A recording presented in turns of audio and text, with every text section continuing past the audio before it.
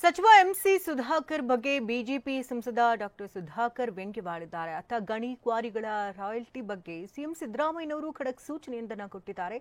ಅದೇನು ಅಂತ ನೋಡೋಣ ಸಮಗ್ರ ನ್ಯೂಸ್ ಟಾಪ್ 9ನಲ್ಲಿ. ಲಿಂಗಾಯತ ಮಠಾಧಿಪತಿಗಳ ಒಕ್ಕೂಟದಿಂದ ಸಿಎಂಗೆ ಕೃತಜ್ಞತೆ ಪತ್ರ ಬರೆಯಲಾಗಿದೆ. ಶಾಲಾ ಪಠ್ಯಪುಸ್ತಕದಲ್ಲಿ ಬಸವಣ್ಣನವರ ನೈಜ ಚರಿತ್ರೆ ಅಳವಡಿಸಿದ ಹಿನ್ನೆಲೆ ಸಿಎಂನತೆಗೆ ಕೃತಜ್ಞತೆ ಸಲ್ಲಿಸಿ ಲಿಂಗಾಯತ ಸಮುದಾಯದ ಒಕ್ಕೂಟ ಪತ್ರ ಬರೆದಿದೆ. ಈಗಿನ 9ನೇ ತರಗತಿಯ ಸಮಾಜ ವಿಜ್ಞಾನ ಒಂದು ಪರಿಷ್ಕೃತ ಪಠ್ಯದಲ್ಲಿ ಬಸವಣ್ಣನವರನ್ನ ಜಾಗತಿಕ ಮಟ್ಟದ ಚಿಂತಕ ಅಂತ ಬಿಂಬಿಸಿದ್ದಾರೆ. ಬಸವಣ್ಣ ಅವರ ಘನ ಬದುಕಿಗೆ ಹಾಗೂ ಇತಿಹಾಸಕ್ಕೆ ಚುಕ್ಕಿ ಬಾರದಂತೆ ಎಳೆ ಮಕ್ಕಳಿಗೆ ಅರ್ಥವಾಗುವ ಭಾಷೆಯಲ್ಲಿ ಪುಸ್ತಕದಲ್ಲಿ ಬರೆದಿದ್ದಾರೆ ಅಂತ ಉಲ್ಲೇಖಿಸಿದ್ದಾರೆ.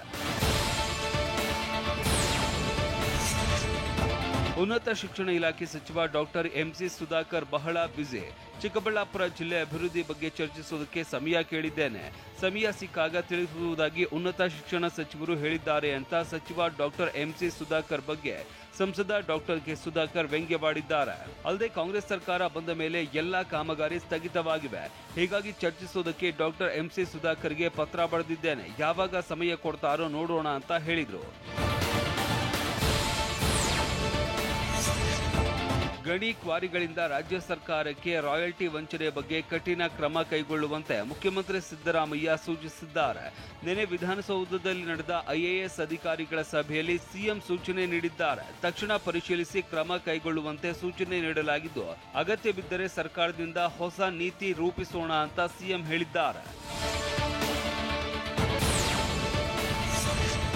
ಹೊಸದಾಗಿ ಇಂದಿರಾ ಕ್ಯಾಂಟೀನ್ ನಿರ್ಮಾಣಕ್ಕೆ ಬೇಗ ಜಾಗ ಗುರುತಿಸಿ ಅಂತ ನಿನ್ನೆ ನಡೆದ ಐಎಎಸ್ ಅಧಿಕಾರಿಗಳ ಸಭೆಯಲ್ಲಿ ಸಿಎಂ ಸೂಚಿಸಿದ್ದಾರೆ. ಹೊಸ ಮೆನು ಟೆಂಡರ್ ಪ್ರಕ್ರಿಯೆ ಆದಷ್ಟು ಬೇಗ ಪೂರ್ಣಗೊಳ್ಳಬೇಕು.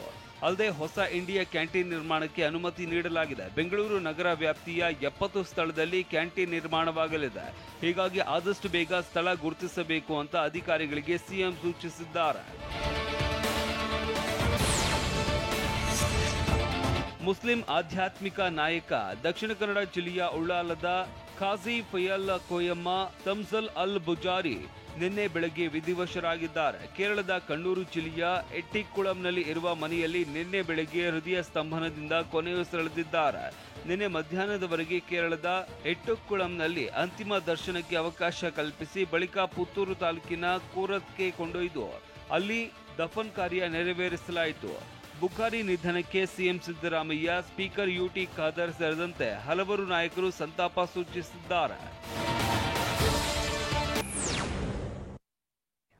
ರಾಜ್ಯದಲ್ಲಿ ಡೆಂಗಿ ವಿಸ್ಫೋಟಗೊಂಡಿದೆ. ಕಳೆದ 24 ಗಂಟೆಯಲ್ಲೇ ರಾಜ್ಯದಲ್ಲಿ 197 ಡೆಂಗಿ ಕೇಸ್ಗಳು ಪತ್ತೆಯಾಗಿದ್ದು ಆತಂಕವನ್ನು ಸೃಷ್ಟಿ ಮಾಡುತ್ತಿದೆ. ಇನ್ನು ನಿನ್ನೆ ಆತ್ಮಹತ್ಯೆಗೆ ಶರಣಾಗಿರುವಂತಹ ಬಿಸಿ ಪಾಟೀಲ್ ಅವರ ಅಳಿಯನ ಅಂತ್ಯ ಸಂಸ್ಕಾರ ಇಂದು ನಡೆಯಲಿದ್ದು.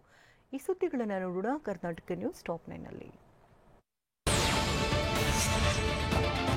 ರಾಜಧಾನಿಯಲ್ಲಿ ಡೆಂಗಿ ಸ್ಫೋಟವಾದ ಬೆನ್ನಲ್ಲೇ ಬಿಎಂಟಿಸಿ ಅಲರ್ಟ್ ಆಗಿದೆ.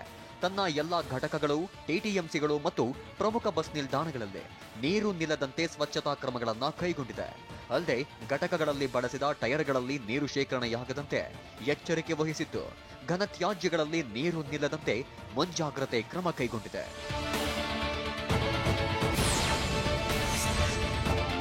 ಹೈಬೀಮ್ ಎಲ್ಇಡಿ ಲೈಟ್ ಹಾಕೊಂಡು ವಾಹನ ಚಾಲನೆ ಮಾಡ್ತಿದ್ದವರಿಗೆ ವಾಣಿಜ್ಯ ನಗರಿ ಹುಬ್ಬಳ್ಳಿ ಪೊಲೀಸರು ಬಿಸಿ ಮುಟ್ಟಿಸಿದ್ದಾರೆ. ಪೂರ್ವ ಸಂಚಾರಿ ಠಾಣೆ ಇನ್ಸ್ಪೆಕ್ಟರ್ ಡಿಸೋಜಾ ನೇತೃತ್ವದಲ್ಲಿ ಚೆನ್ನಮ್ಮ ವೃತ್ತದ ಬಳಿ ಕಾರ್ಯಾಚರಣೆ ನಡೆಸಲಾಗಿದ್ದು, ಚಿತ್ರ ವಿಚಿತ್ರ ಲೈಟ್ ಹಾಕೊಂಡು ಚಲಾಯಿಸ್ತಾ ಇದ್ದವರಿಗೆ ದಂಡ ವಿಧಿಸಲಾಗಿದೆ. ಕಾರು, ಆಟೋ ಚಾಲಕರು ಮತ್ತು ಬೈಕ್ ಸವಾರರಿಗೆ ಬಿಸಿ ಮುಟ್ಟಿಸಲಾಗಿದೆ.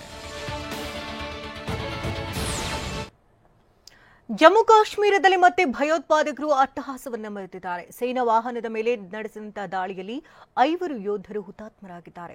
ಅತ್ತ ದೆಹಲಿಯಲ್ಲಿ ಕಲ್ಲು ಎಸೆದಕ್ಕೆ ಘೋರ ದುರಂತವೊಂದು ನಡೆದು ಹೋಗಿದೆ. ಈ ಸುದ್ದಿಯನ್ನು ನೋಡೋಣ ದೇಶ ವಿದೇಶ ನ್ಯೂಸ್ ಟಾಪ್ 9ನಲ್ಲಿ. ರಷ್ಯಾ ಪ್ರವಾಸದಲ್ಲಿ ಇರುವ ಪ್ರಧಾನಿ ಮೋದಿ ನಿನ್ನೆ ಅಧ್ಯಕ್ಷ ವ್ಲಾದಿಮಿರ್ ಪುಟಿನ್ ಅವರನ್ನ ಭೇಟಿಯಾಗಿದ್ದಾರೆ. ಇನ್ನು ಮಾಸ್ಕೋ ಬಳಿಯ ನೋವೋ ವಗರಿಯೊಂದರಲ್ಲಿನ ಅವರ ಅಧಿಕೃತ ನಿವಾಸದಲ್ಲಿ ಭೇಟಿ ಮಾಡಿದ ಮೋದಿ ಉಭಯ ಕುಶಲೋಪರಿ ನಡೆಸಿದ್ರು. ಬಳಿಕ ಅವರ ನಿವಾಸದಲ್ಲಿ ಖಾಸಗಿ ಔತಣಕೂಟದಲ್ಲಿ ಮೋದಿ ಭಾಗಿಯಾಗಿದ್ರು. ಸದ್ಯ 22ನೇ ಭಾರತ ರಷ್ಯಾ ವಾರ್ಷಿಕ ಶೃಂಗಸಭೆ ನಡೆಯಲಿದ್ದು, ಅಲ್ಲಿ ದ್ವಿಪಕ್ಷೀಯ ಮಾತುಕತೆ ನಡೆಯಲಿದೆ ಅಂತ ಹೇಳಲಾಗ್ತಾ ಇದೆ.